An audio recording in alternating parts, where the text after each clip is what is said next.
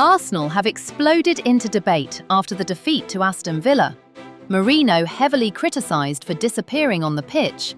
Arteta blamed for a series of questionable decisions. Odegaard returning and immediately reminding everyone of his class. And behind the scenes, Arsenal accelerating the Ayyoub Bouaddi deal. 4 major stories heating up the fanbase. Let's dive straight in. Merino criticised. Fewer touches than Raya. Mikel Merino became the centre of criticism after the defeat to Aston Villa, not because of 1 or 2 moments, but because his entire first half was largely invisible. The numbers make that painfully clear. Only 17 touches, 7 accurate passes, no shots, no chances created, no successful dribbles, and just 1 duel won out of 5. What frustrated supporters the most was the fact that David Raya, a goalkeeper, had more touches than Merino. That alone shows how disconnected he was from Arsenal's play. Football Fancast described it as one of Merino's worst performances of the season, and his substitution at half-time reflected exactly what happened on the pitch. This wasn't just a poor outing, it was further proof that Merino is not suited to playing as a number 9 in high-intensity matches. He is naturally a midfielder who excels arriving late in the box, but when pushed into the lone striker role, his strengths disappear. Villa recognised this and shut him down completely, leaving Arsenal effectively a man short for the entire first half.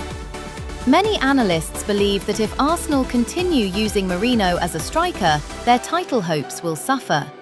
His work rate is not the issue, it's simply not the role he is built for, and this match made that impossible to ignore. Arteta under fire, tactical decisions questioned. While Merino struggled individually, much of the blame from pundits fell on Mikel Arteta. His decisions from the starting lineup to in-game changes were heavily criticised and seen as major contributors to Arsenal's defeat. The first issue was pushing Eberechi Eze out wide. Eze had been excellent playing centrally during Odegaard's injury spell, yet Arteta shifted him to the right wing, a position that limits his influence. As a result, Arsenal's creativity through the middle disappeared. The second controversial choice was substituting Eze instead of keeping him on the pitch when Arsenal needed ideas.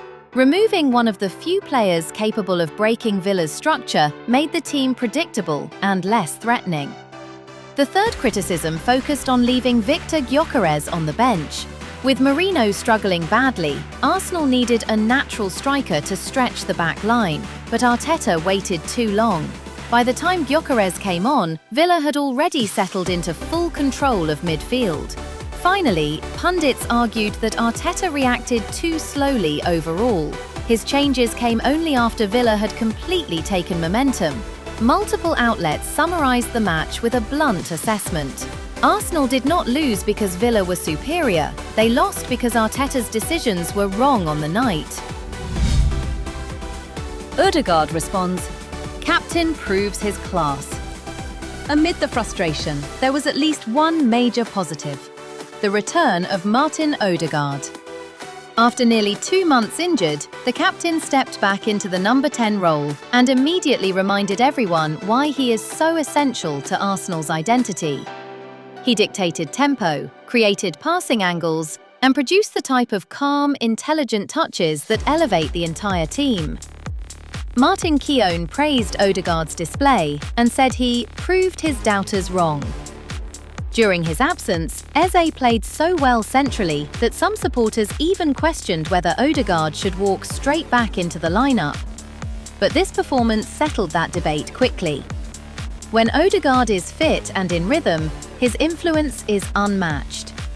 Even in defeat, he was Arsenal's clearest positive and a crucial returning figure for the weeks ahead. Arsenal accelerate Bouaddi deal. €45 million move taking shape. Off the pitch, Arsenal are pushing aggressively for Lille's 18-year-old midfielder Ayyoub Bouaddi, one of the most promising young talents in France. According to RMC Sport and Fabrizio Romano, the club have made direct contact with his camp, and are preparing a January bid worth around €45 million. Bouaddi is admired for his press resistance, mature decision-making, and technical intelligence, traits that fit seamlessly into Arteta's possession-based system. Scouts compare him to Eduardo Camavinga, but with a more balanced style, and Arsenal view him as a long-term investment in their midfield.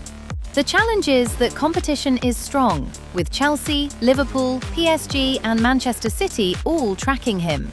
Lille also prefer to keep him until the summer and may demand €50 to €55 million.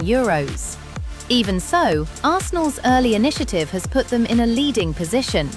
If sealed, Bouaddi could become a foundational piece for Arsenal's future in midfield.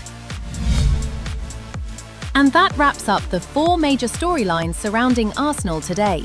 A mix of frustration, tactical debate, individual brilliance, and long-term ambition in the transfer market. Merino's struggles raise urgent questions. Arteta faces pressure to correct his approach. Odegaard's return reminds everyone of his quality, and the Bouaddi pursuit shows Arsenal are already planning ahead. Thank you for staying until the end of the video. Share your thoughts below. What frustrated you the most, and what gives you hope moving forward? And as always, subscribe to HighburySoul. Same time, same passion, always Arsenal.